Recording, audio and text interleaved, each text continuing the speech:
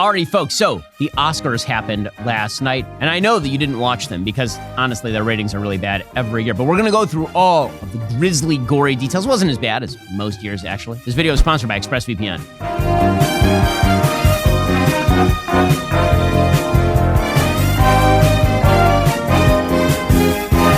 Alrighty, so let's go through the Oscars. It seems as though they're getting a little bit past the wokeness at this point. Most of the deserving movies won. And so that was a pleasant surprise. Jimmy Kimmel was a big nothing burger, as he usually is. John Mulaney stole the show. We'll go through all of it. So Ryan Gosling also did a tremendous job. So Ryan Gosling, he was in my favorite movie of the year, Barbie. As you know, I love Barbie. Ryan Gosling was the best thing in Barbie. I kind of think he was the only good thing in Barbie, actually. And so he did a rendition of I'm Just Ken. And Ryan Gosling is a very funny human. And so this is actually quite good. It doesn't seem to matter what I do. I'm always number two. No one knows how hard I try. Oh, I have feelings I can't explain. It's Mark Ronson who wrote the song right there. All my life been so polite. I'm just kidding. Anywhere else I'd be a take. Is it my destiny to live and die a life of blind fragility? He's really funny. Yeah.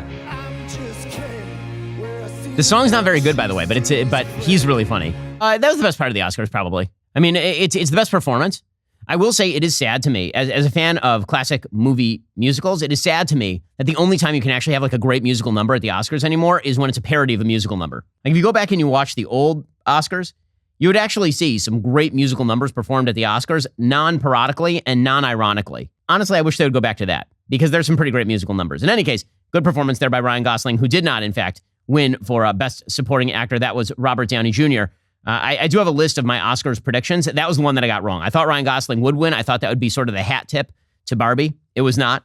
I was right about Best Picture, by the way. Oppenheimer won. I was right about Best Director. Oppenheimer won. So I did think that Cillian Murphy was going to win for Oppenheimer. I believe that I thought that Lily Gladstone was going to win for Killers of the Flower Moon. And it ended up being Emma Stone for Poor Things. The reality is that the Best Actress of the Year by far is better than both of them was Sandra Huller, who's in Anatomy of a Fall and is terrific, and is also in Zone of Interest and is terrific, which is like an amazing twofer. Best Actress in a Supporting Role, it was Divine Joy Randolph who won. And then apparently got some flack from the atheists in the crowd because she thanked God, which is still a thing. We're going to pretend that atheists have some sort of say over this sort of stuff. Okay, the highlight of the entire night was John Mulaney. So John Mulaney is the best working comedian today. The two best working comedians, in my opinion, are Louis C.K. and Mulaney. He basically auditioned for the Oscars, and he should host it next year without a doubt. Here was Mulaney doing it last night. Now the Oscar for Achievement in Sound. You know, for years, movies didn't have sound, and then they figured it out. Some people say that the silent era was the golden era of film. These people are difficult and insane. Without sound, we wouldn't have been able to hear such classic lines as, "You're gonna need a bigger boat. I'll have what she's having." And he was in the Amazon with my mother when she was researching spiders just before she died. It's from Madam What Web. about that moment in Field of Dreams when we hear, "If you build it, he will come"? And then Costner does it. He builds a baseball field. Well, I guess he doesn't build it. He mows down corn, and then there is a field. And then he's like, "I'm going to watch Ghost play baseball." And the bank is like, "You want to pay your mortgage?" And he's like, "Nah, I'm going to watch Ghost play baseball." But what's weird is Timothy Busfield pushes little Gabby Hoffman off the bleachers, and she falls down, and she's unconscious. Then Burt Lancaster is Moonlight Graham, and he comes up and he pats her on the back a couple times, and he's like, "Hot dog stuck in the throat."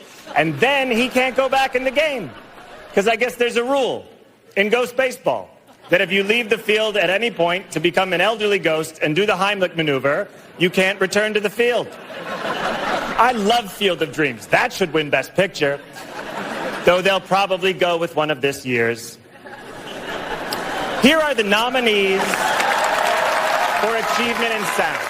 Okay, so obviously he should host next year.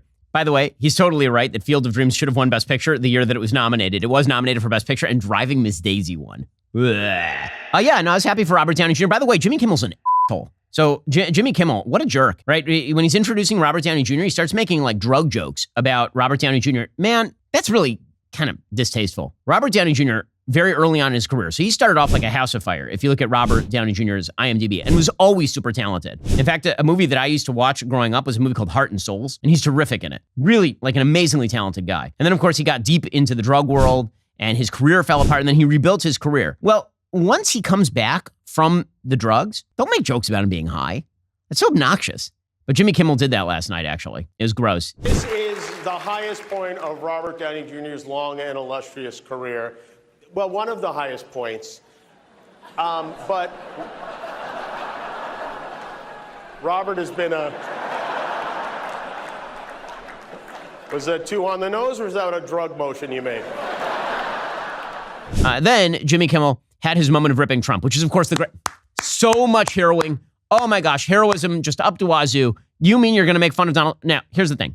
The beginning of this joke is funny, and then Jimmy Kimmel can't just let it sit, because he always has to get in that final jab at Trump where he proves that he is superior in some way to Trump. If he had one shred of humility, he would just let the joke sit and it would actually just be funny. And you can tell when it turns from funny to malicious. Here we go. Just got a review, and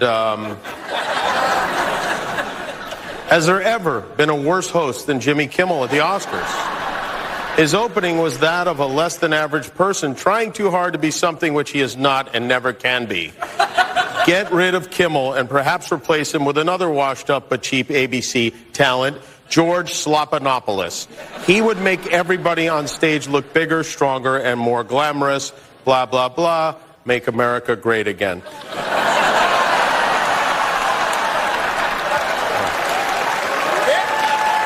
Okay, now, see if you can guess which former president just posted that on Truth. Okay, that's the end of the joke. Let the joke sit. That's the end of the joke. Thank you, President Trump. Nope. Thank you for watching. I'm surprised you're still. Isn't it past your jail time?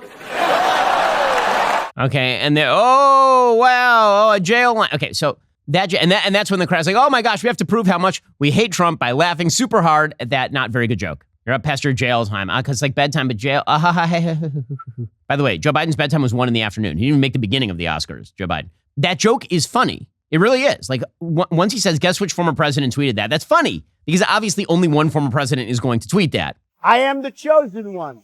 Somebody had to do it.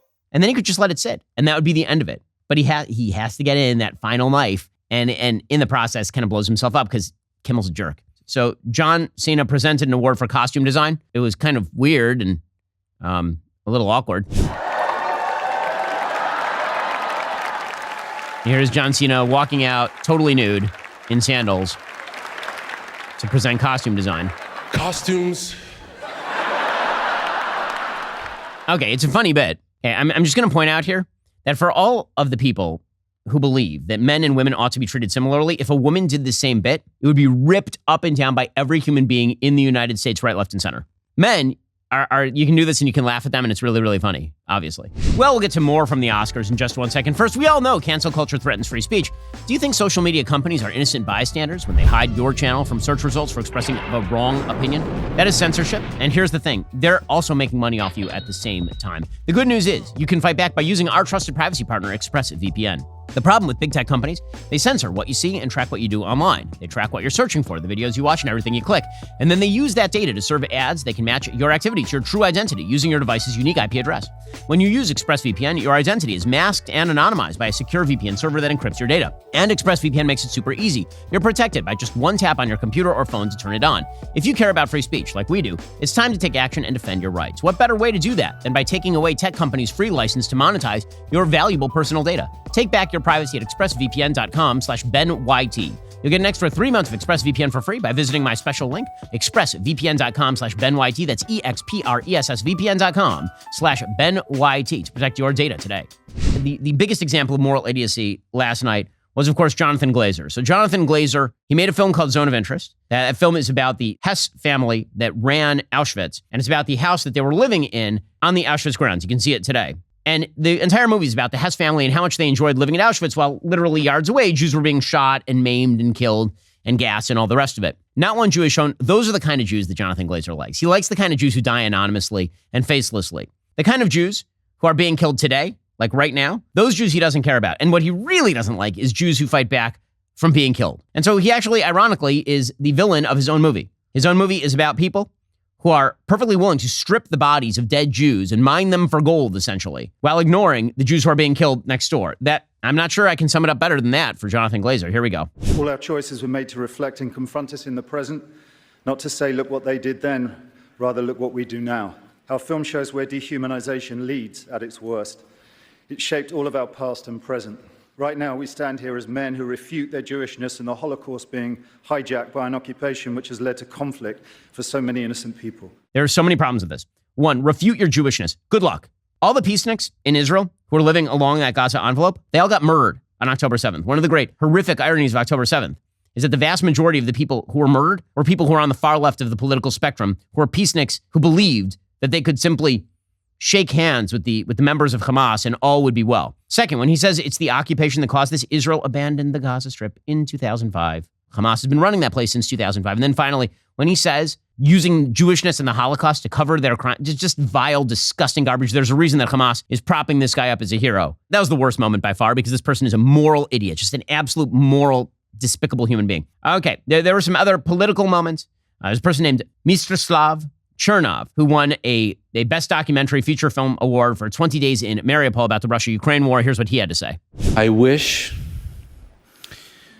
to be able to exchange this to Russia never attacking Ukraine, never occupying our cities. I wish for them to release all the hostages, all the soldiers who are protecting their land, all the civilians who are now in their jails. But I cannot change the history. I cannot change the past. But we all together, I'm on you, some of the most talented people in the world. We can make sure that the history record is set straight. Okay, I'd like to point out at this point the vast contrast between Mstislav Chernov and Jonathan Glazer. It could not be more shocking. Right? Glazer is using his Jewishness as a badge to attack the Jewish state in defense of itself. Chernov is defending Ukraine with his Oscar. Okay, then we finally got to the announcement of Best Picture after 3.5 hours of this, and Al Pacino, who has never recovered from being in Heat. He got to Heat, and he was like, I'm going to go all the way with this and give the weirdest performance in film history, and then I'm just going to keep being that weird forever. And he had to keep up appearances last night, so he did. Only one will take the award for Best Picture. And I have to go to the envelope for that. And oh, do you? I will. Okay. Here it comes. And my eyes see Oppenheimer. Yes. Is that what you see in there? So weird. By the way, I'll be fair. It wasn't actually in Heat that he totally let it rip. It was Scent of a Woman. After he won the Oscar for Scent of a Woman, he's like, I'm going to do this the rest of my career. And then Heat was like, I'm going to triple down on Scent of a Woman. Hoo-ah! And then he's just been that forever. And that's unfortunate because he used to be a really, really good actor. Okay, Emma Stone apparently calls Jimmy Kimmel a bad name here. Okay, so apparently he says that Poor Things is just about sex. And then Emma Stone is really mad about that because it's true. The only true thing that Jimmy Kimmel said all night long. Because that is what Poor Things is just about. It's just about how women are treated as sexual objects and need to take control of their sexuality by having lots of sex. That's what Poor Things is. Alrighty, so that was the recap of the Oscars. We did that in under 20 minutes. So we just saved you like 3 hours and 10 minutes. We'll see you here next time.